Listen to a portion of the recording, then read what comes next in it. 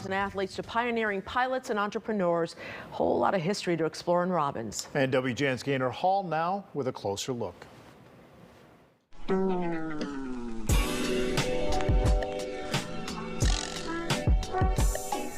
I love this town. Tyrone Haymore has lived in Robbins since he was a toddler. I loved my childhood growing up in this town. And now he's the keeper of this town's rich past at a small former store turned Robbins History Museum. Robbins is an example of what you can do with nothing. Jenny Smith, called the mother of Robbins, was among the early black settlers in the 1890s. Many had survived the horrors of slavery.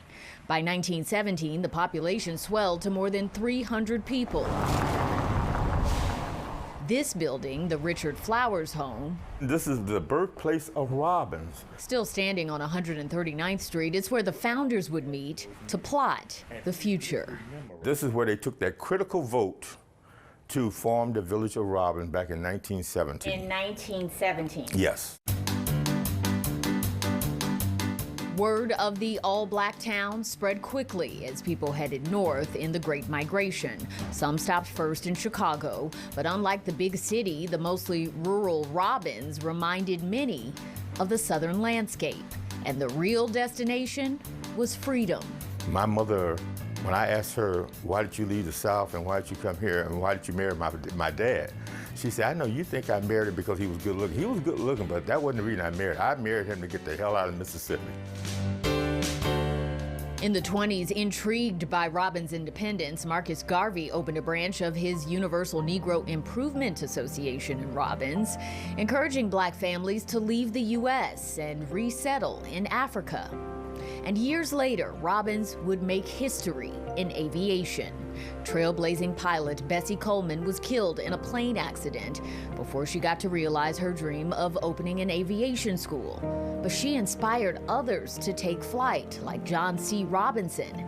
At the time, the Curtis Wright Aeronautical University in Chicago would not accept black students, so he took a job there as a janitor. He got the job as a janitor, sweeping, cleaning up the floors, washing the window, but he was eavesdropping all the time on the instructors teaching the white students aviation. Eventually, Robinson and his buddy Cornelius Coffey, who built their own plane from a kit, integrated the school. They say, well, look, Robinson and Coffey said, look, well, we got our credentials, we know what we're doing. We can now realize Bessie Coleman's dream. Blocked in Chicago, they headed to Robbins.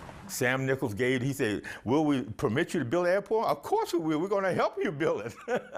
That Sam Nichols, by the way, who was mayor at the time, is the father of Nichelle Nichols. I'm afraid you have it all wrong, Mr. Spock, all of you. Legendary Star Trek actress and Robbins native. But back to 1931. They built this hangar on Lundell Avenue. Robinson and Coffey worked with flight instructors Willow Brown and Janet Harmon Bragg, who also purchased the planes. And Robbins became home to the first black-owned and operated airport in the country, though it only lasted a few years before it was destroyed in a windstorm. This is the site now. But the group's impact goes far beyond the airport. They trained scores of people, and many went on to become barrier-breaking military pilots in World War II. It really was the beginning of what is now called the Tuskegee Airmen. To win this war, we must have machines and the brains to direct these instruments of warfare. Yeah, the Tuskegee Airmen are black history, but the Tuskegee Airmen story is United States history. Ken Rapier is the president of the Chicago Dodo chapter of Tuskegee Airmen Incorporated. The Tuskegee Airmen fought for the right to fight for their country because the Department of Defense didn't want any black pilots.